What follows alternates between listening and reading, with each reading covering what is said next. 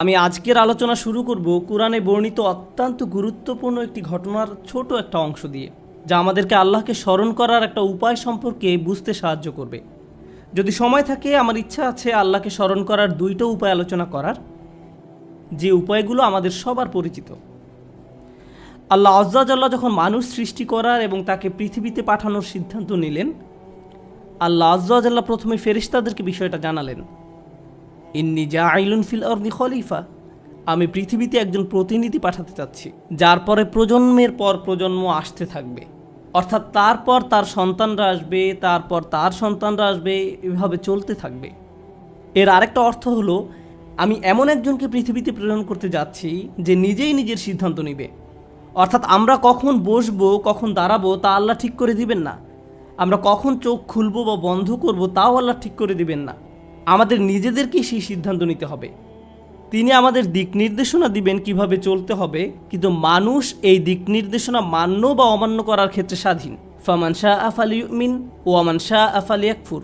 অতএব যার ইচ্ছা বিশ্বাস স্থাপন করুক এবং যার ইচ্ছা অমান্য করুক। এখন পর্যন্ত ফেরেশতারা জানেন যে আল্লাহ তাদের নিজেদেরকে স্বাধীন ইচ্ছা শক্তি দিয়ে সৃষ্টি করেননি। আল্লাহ আজ্জা জাল্লা বলছেন, লা ইয়াসুনাল্লাহা মা আমারহুম ওয়া ইয়াফআলুনা মা ইউমারুন। তারা আল্লাহ তাআলা যা আদেশ করেন তা অমান্য করেন না। আল্লাহ যা তাদের করতে আদেশ করেন ফেরেশতারা তাই করে। এখন আল্লাহ ফেরেশতাদের বলছেন, আমি নতুন এমন একজনকে সৃষ্টি করতে যাচ্ছি এবং যাকে আমি পৃথিবীতে পাঠাবো তার স্বাধীন ইচ্ছা শক্তি থাকবে, আর তারা প্রজন্মের পর প্রজন্ম ধরে পৃথিবীতে বসবাস করবে। ফেরেশতারা খুবই অবাক হলো। প্রসঙ্গত, ইহুদি এবং খ্রিস্টানদের কাছেও আদম এবং হাওয়ার ঘটনার একটা বর্ণনা আছে। তাদের বাইবেলে এই ঘটনার একটা বর্ণনা পাওয়া যায়, কিন্তু ঘটনার এই অংশটা যা কোরআনে বর্ণিত আছে সেটা বাইবেলে পাওয়া যায় না। কোরআন ছাড়া আর কোথাও এটি পাওয়া যায় না। তো আল্লাহ আজ্জা জাল্লা তাদের বলেন, আমি পৃথিবীতে মানুষ প্রেরণ করতে যাচ্ছি। তখন তারা বলল, আতাজালু ফিহা মা ইউফসিদু ফিহা ওয়া ইয়াসফিকুদ দিমা। আপনি কি সেখানে এমন কাউকে সৃষ্টি করবেন যে তাতে ফাসাদ করবে এবং রক্ত প্রবাহিত করবে? তারা সেখানে দুর্নীতি করবে, অপরাধ করবে, ফাসাদ তৈরি করবে। ফাসাদ মানে হলো সব ধরনের অপকর্ম, দুর্নীতি, চুরি বাটপারি, অনিষ্ঠ, বিশৃঙ্খলা। ওয়াসফিকুদ্দিমা, রক্তপাত করবে, তারা খুন খারাপি করবে। দাম অর্থ রক্ত আর দিমা অর্থ রক্তের নদী। তারা অনিষ্ট সাধনে এত বেশি তৎপর হবে যে কখনো কখনো গোটা গ্রামে বেপরোয়া হত্যাকাণ্ড চালাবে, বোমা মেরে পুরো শহর জ্বালিয়ে দেবে। তারা এভাবে অসংখ্য হত্যাকাণ্ড করবে। আদম আলাইসাল্লামকে দুনিয়ায় প্রেরণের পূর্বেই ফেরেশতারা এই ভয়টা পাচ্ছিল। তারা আল্লাহকে বলল, বিষয়টা তো আমরা বুঝতে পারছি না, আপনি কিভাবে এমন কাউকে পৃথিবীতে পাঠাবেন? তখন আল্লাহ বললেন, ইন্নী আ'লামু মা লা তা'লামুন, নিশ্চয়ই আমি যা জানি তোমরা তা জানো না। আজকে আমি আপনাদেরকে ঘটনাটি বলতে যাচ্ছি না, কিন্তু আমি ঘটনাটির একটি অংশের উপর ফোকাস করতে চাই। তারপর আল্লাহ আজ্জা ওয়া জাল্লা তাদের নিকট প্রমাণ করলেন কেন তিনি সঠিক আর তারা ভুল। আল্লাহ যখন তাদের নিকট প্রমাণ করলেন, তখন ফেরেশতারা বলল, সুবহানাকা লা ইলমা লানা। ফেরেশতারা বলল, সুবহানাকা। সেখান থেকে আজ যখন আমরা আল্লাহকে স্মরণ করতে যাই, অন্যতম কমন যে শব্দটি আমরা বলে থাকি তা হলো সুবহানাল্লাহ। ফেরেশতারা আল্লাহকে এই কথা বলেছিল কারণ তারা উপলব্ধি করেছিল যে আল্লাহকে প্রশ্ন করার সময় তারা হয়তো ভুল করে ফেলেছে। তারা বুঝতে পারেনি আদম সৃষ্টি করার পেছনে আল্লাহর পরিকল্পনা কী ছিল। তারা ব্যাপারটা নিয়ে উদ্বিগ্ন ছিল। তারা ভাবছিল আল্লাহর পরিকল্পনা কি হতে পারে, কারণ তারা আল্লাহর পরিকল্পনায় বিজ্ঞতাটি দেখতে পায়নি। তারা উদ্দেশ্যটি বুঝতে পারেনি, কিন্তু আল্লাহ জানতেন। তাই তারা উপলব্ধি করলো যে সম্ভবত এভাবে প্রশ্ন করা তাদের উচিত হয়নি।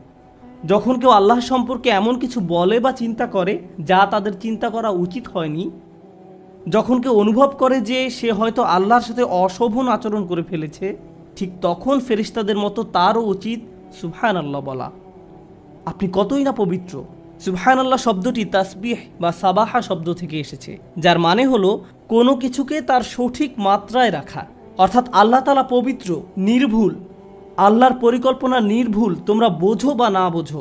অতীতে আল্লাহ তোমার জীবনকে যেভাবে পরিচালনা করেছেন তা নিখুঁত, তুমি বোঝো বা না বোঝো, এবং ভবিষ্যতেও আল্লাহ তোমার জীবনকে যেভাবে পরিচালিত করবেন যদি তুমি বোঝো অথবা না বোঝো।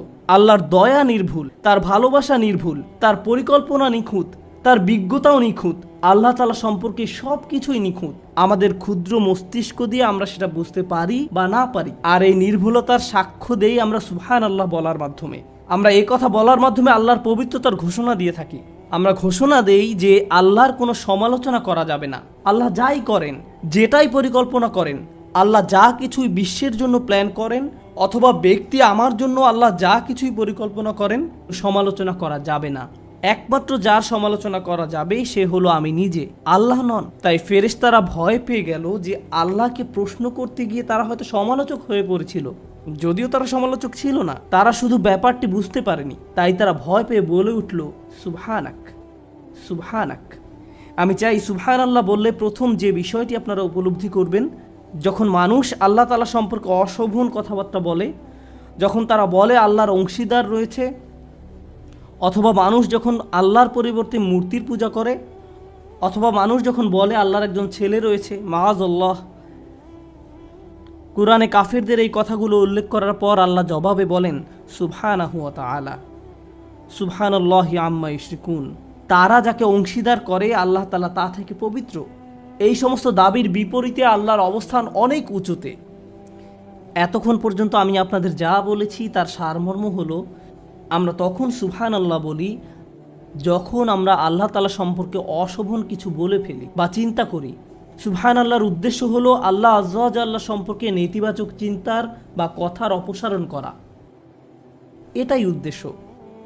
আপনারা জানেন যে হুদাইবিয়ার সন্ধির সময় যখন রাসূলুল্লাহ সাল্লাল্লাহু আলাইহি সাল্লাম কাফেরদের সাথে একটি চুক্তি করতে যাচ্ছিলেন, সেই সময় সব সাহাবীরা খুবই রাগান্বিত ছিলেন।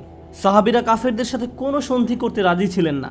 তারা বলেন, এই মানুষগুলো আমাদের সাথে তিনবার যুদ্ধে অবতীর্ণ হয়েছে। তারা বদরে আমাদের সাথে যুদ্ধ করেছে, ওহুদে আমাদের সাথে যুদ্ধ করেছে, আহজাবে করেছে। তারা আমাদেরকে হজ করতে দিচ্ছে না, আর আমরা কিনা তাদের সাথে সন্ধি করতে যাব? এরপরও সন্ধির শর্তাবলী লেখা হচ্ছিল। রাসূল সাল্লাল্লাহু আলাইহি সাল্লাম চুক্তির শর্তসমূহ লেখার জন্য আলী রাদিয়াল্লাহু তাআলা আনহুকে দায়িত্ব দিলেন। চুক্তিটি ছিল তাদের এবং মুহাম্মদ রাসূলুল্লাহ সাল্লাল্লাহু আলাইহি সাল্লামের মাঝে। কুরাইশদের প্রতিনিধি রাসূলুল্লাহ লিখতে আপত্তি জানালো। সে বলল, আপনাকে তো আমরা রাসূলুল্লাহ বলে বিশ্বাস করি না, তাই রাসূলুল্লাহর পরিবর্তে আব্দুল্লাহর ছেলে মুহাম্মদ লিখুন। রাসূলুল্লাহ বাক্যাংশটি কেটে দিন, মুছে দিন। তার এই কথায় সব সাহাবীরা চরম ক্ষুব্ধ হলো। ঘটনার বর্ণনায় বলা হয়েছে যে সব সাহাবীরা তখন একত্রে সুবহানাল্লাহ বলে উঠলেন। তারা সুবহানাল্লাহ বলে চিৎকার করে উঠলেন, কারণ তারা ভাবলেন রাসূলুল্লাহ বাক্যাংশটি মুছে দেয়া আল্লাহর বিরুদ্ধে একটা অপরাধ। সুতরাং আমি চাই সুবহানাল্লাহ সম্পর্কে প্রথমে যে বিষয়টি আমরা মনে রাখব তা হলো, সুবহানাল্লাহ বলার মাধ্যমে আমরা সাক্ষ্য দেই আল্লাহ হলেন সকল ভুল, ত্রুটি আর অপূর্ণতার ঊর্ধ্বে। যখন আপনি আল্লাহ সুবহানাহু ওয়া তাআলা সম্পর্কে ত্রুটিপূর্ণ কিছু শুনেন বা ভুল কিছু চিন্তা করেন, আর এটা শয়তানের কৌশল। আদম আলাইহিস সালামের ঘটনা সম্পর্কে আরেকটা দারুণ বিষয় আছে। ফেরেশতারা আল্লাহকে প্রশ্ন করেছিল কারণ তারা আদম সৃষ্টির ব্যাপারটি অনুধাবন করতে পারেনি। একই ঘটনায় কিছুটা পরে এসে অন্য একজন আদম আলাইহিস সালামের সৃষ্টি নিয়ে প্রশ্ন তুলেছিল। ইবলিশও প্রশ্ন করেছিল। সে বলল, আসজুদু লিমান খালাকতা তিনা, এমন ব্যক্তিকে সিজদা করব যাকে আপনি মাটির দ্বারা সৃষ্টি করেছেন? কেন এমনটা করতে যাব? ফেরেশতারা প্রশ্ন করেছিল, আবার ইবলিশও প্রশ্ন করেছিল। আল্লাহ আমাদের শিক্ষা দিচ্ছেন যে কখনো কখনো মাথায় প্রশ্ন আসতে পারে। ফেরেশতার মতো ভালো হলেও প্রশ্ন আসতে পারে, আবার ইবলিশের মতো খারাপ হলেও প্রশ্ন আসতে পারে। প্রশ্ন আসাটা সমস্যাপূর্ণ নয়। প্রশ্ন আসার পর আপনি কি করেন তার উপর ভিত্তি করে সমস্যা তৈরি হতে পারে। খারাপ চিন্তা আসার পর আপনি কি করেন সেটাই দেখার বিষয়। খারাপ চিন্তা আসার সাথে সাথে ফেরেশতাদের মতো সুবহানাল্লাহ বলুন এবং চিন্তাটাকে মেরে ফেলুন। আর যদি এমনটা না করেন তাহলে আপনি ফেরেশতাদের পথ অনুসরণ করছেন না, আপনি শয়তানের পথ অনুসরণ করছেন। এ দুটার মাঝে পার্থক্য এটাই। যদি চাকরি হারিয়ে ফেলেন তখন আপনার মনে এই ভাবনাটা এসে পড়তে পারে যে আল্লাহ আমার সাথে কেন এমনটা করলেন? আল্লাহর প্ল্যান কি? যে 2 বছর যাবত আমি চাকরি খুঁজছি, কোনো চাকরি পাচ্ছি না, বা আল্লাহ কেন আমার পরিবারের অমুক সদস্যকে ক্যান্সার দিলেন, অমুক অমুক ঘটনা কেন ঘটলো, কেন ওই বাচ্চাটাকে মরতে হলো, আমাদেরকে কেন দেশ ছাড়তে হলো। মানুষ তাদের জীবনের বিভিন্ন ঘটনাকে প্রশ্ন করে। মাঝে মাঝে মানুষ প্রশ্ন করে, পৃথিবীতে কেন এত যুদ্ধ বিগ্রহ? আল্লাহ কেন এসব ঘটতে দিচ্ছেন? কেন এখানে কেন ফিতনা হচ্ছে? ওখানে কেন এই ফিতনা হচ্ছে? আল্লাহ কেন এসব বন্ধ করছেন না? বেশ কয়েক বছর আগে নিউ ইয়র্কে থাকাকালীন সময়ে আমার এক বন্ধু ছিল। সে কিছুটা অদ্ভুত প্রকৃতির ছিল। আমি তাকে বেশ পছন্দ করতাম। প্রায় 20 বছর আগে রমজানের এক সময় একদিন সে আমাকে বলল, আমার মাথায় একটা দারুণ বুদ্ধি এসেছে। সে বলল, চলো আমরা আল্লাহর কাছে দোয়া করি তিনি যেন সব জিনদের দিয়ে একটা সেনাবাহিনী তৈরি করেন। তারপর এই জিনদের বাহিনী ইসলামের সব শত্রুদের মেরে ফেলতে পারবে, এতে আমাদের সব সমস্যার সমাধান হয়ে যাবে। এরপর প্রায় 3 বছর ধরে সে এই দোয়া করতে থাকলো, কিন্তু কিছুই ঘটলো না। ব্যাপারটা হলো, কখনো কখনো আমরা আল্লাহর পরিকল্পনা বুঝতে পারবো না। আমাদের কাছে আমাদের পরিকল্পনাটাকে নিখুঁত মনে হয়, আমাদের ন্যায় বিচারের ধারণাটাকে নিখুঁত মনে হয়। কেউ হয়তো আপনার সাথে অন্যায় করছে, মিথ্যা বলছে বা প্রতারণা করছে, আপনাকে অপমান করেছে, আপনার নামে কুৎসা রটিয়েছে, কিন্তু আপনি দেখতে পাচ্ছেন সে খুব মনের সুখে চিকেন বিরিয়ানি খাচ্ছে। এখন আপনি তার দিকে তাকিয়ে আছেন আর বলছেন, এটা তো ন্যায্য নয়, সে এত সব অন্যায় করার পর তার তো কিছুই হয়নি, আল্লাহর ন্যায় বিচার কোথায়? আপনি যখন এভাবে প্রশ্ন করতে থাকেন যে তাদের তো শাস্তি ভোগ করা উচিত ছিল, তার গলায় কেন বিরিয়ানি আটকে যাচ্ছে না, আপনি যখন এইরূপ প্রশ্ন করতে থাকেন, ঠিক সে সময় আপনার নিজেকে কোন কথাটি মনে করিয়ে দেওয়া উচিত? সুবহানাল্লাহ। কারণ আল্লাহর ন্যায় বিচার সব সময় আপনার ন্যায় বিচারের চেয়ে উত্তম। আল্লাহর পরিকল্পনা সব সময় আপনার পরিকল্পনার চেয়ে শ্রেষ্ঠ। আল্লাহ সব সময় এমন সব বিষয় জানেন যা আপনি জানেন না। আপনি হয়তো মনে মনে ভাবতে পারেন, কিভাবে এরা এত ছাড় পেয়ে গেল? ভাবছেন আল্লাহ হয়তো কোনোভাবে তাদের ছেড়ে দিয়েছেন, কিন্তু এভাবে চিন্তা করার অর্থ হলো আপনার মাথায় কোনো এক জায়গায় এই চিন্তাটা ঘুরপাক খাচ্ছে যে আল্লাহ ন্যায় বিচার করেননি। আর যদি মনে করেন আল্লাহ ন্যায় বিচার করেননি, আর সেজন্য এই চিন্তা থেকে একটু পেছনে সরে এসে আপনাকে বলতে হবে, সুবহানাল্লাহ, হে আল্লাহ, আপনি নিখুঁত, ত্রুটিহীন, আপনি পবিত্র। বুঝা গেল? এটাই সুবহানাল্লাহর প্রকৃত অর্থ। আর আসলে আল্লাহ আমাদেরকে শিখিয়েছেন, রাসূলুল্লাহ সাল্লাল্লাহু আলাইহি সাল্লাম আমাদের শিখিয়েছেন, এবং এমনকি কোরআনেও বলা হয়েছে, ওয়াসাব্বিহ বিহামদি রাব্বিক। আর আমরা বলে থাকি সুবহানাল্লাহ, আলহামদুলিল্লাহ, ঠিক কি না? তো প্রথমে সুবহানাল্লাহ এবং পরে আলহামদুলিল্লাহ। কেন? কারণ আল্লাহ সম্পর্কে খারাপ চিন্তা থেকে মুক্ত না হলে সত্যিকার অর্থে আল্লাহকে ধন্যবাদ দিতে পারবেন না এবং আল্লাহর প্রশংসাও করতে পারবেন না। আপনি হয়তো মুখে বলবেন আলহামদুলিল্লাহ, অন্তরে এটা অনুভব করবেন না। এমন মানুষের সাথে কখনো দেখা হয়েছে যারা তাদের জীবন নিয়ে সুখী নয়? সবকিছু কেমন যাচ্ছে? আলহামদুলিল্লাহ। সে মুখে বলছে আলহামদুলিল্লাহ, কিন্তু আল্লাহ তার জীবন যেভাবে পরিচালিত করছেন তাতে সে সুখী নয়। সে এই ব্যবস্থাপনার বিরুদ্ধে আপত্তি তুলছে। কোন জিনিসটা অনুপস্থিত? সুবহানাল্লাহ অনুপস্থিত। আর সে কারণেই তার আলহামদুলিল্লাহ দুর্বল। সুবহানাল্লাহ না থাকলে আলহামদুলিল্লাহ পূর্ণাঙ্গ হবে না। আর তাই রাসূলুল্লাহ সাল্লাল্লাহু আলাইহি সাল্লাম কত নিখুঁতভাবে বলছেন আমাদেরকে, সুবহানাল্লাহি নিসফাল মিজান ওয়ালহামদুলিল্লাহি তামলাউল মিজান। সুবহানাল্লাহ হলো পাল্লার অর্ধেক, আর আলহামদুলিল্লাহ সে পাল্লাকে পরিপূর্ণ করে দেয়। মন থেকে সুবহানাল্লাহ তাসবিহ করতে না পারলে আল্লাহর প্রশংসা করার পর্যায়ে পৌঁছতে পারবেন না। সর্বশেষ সুবহানাল্লাহ সম্পর্কে যে ব্যাপারটি শেয়ার করতে চাই, আজকে শুধু সুবহানাল্লাহ নিয়েই কথা বলবো।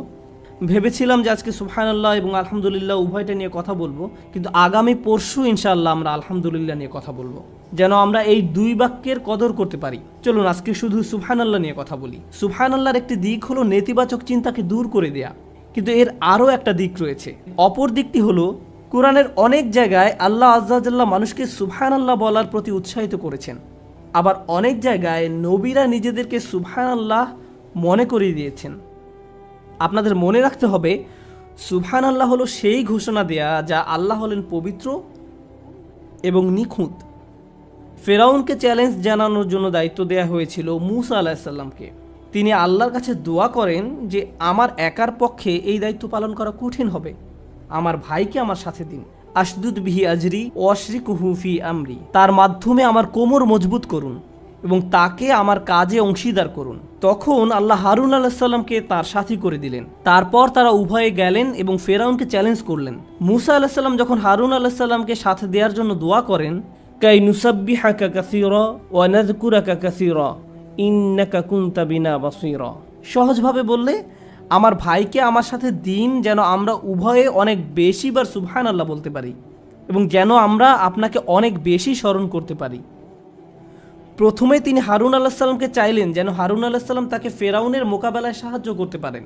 এরপর মূসা আলাইহিস সালাম আল্লাহর নিকট ব্যাখ্যা করে বললেন, আমি হারুনকে আমার সাথে চাই যেন সে এবং আমি অনেক বেশি আল্লাহর স্মরণ করতে পারি। এখন ফেরাউনকে মোকাবেলার সাথে সুবহানাল্লাহর সম্পর্ক কি? যখন আপনি ইসলামের দাওয়াত দেন, কারো নিকট ইসলাম ব্যাখ্যা করেন, ধরুন রাস্তায় কারোর সাথে আপনার দেখা হলো এবং সে আপনাকে ইসলাম সম্পর্কে বিভিন্ন প্রশ্ন করতে লাগলো, আর আপনিও তার উত্তর দিতে থাকলেন।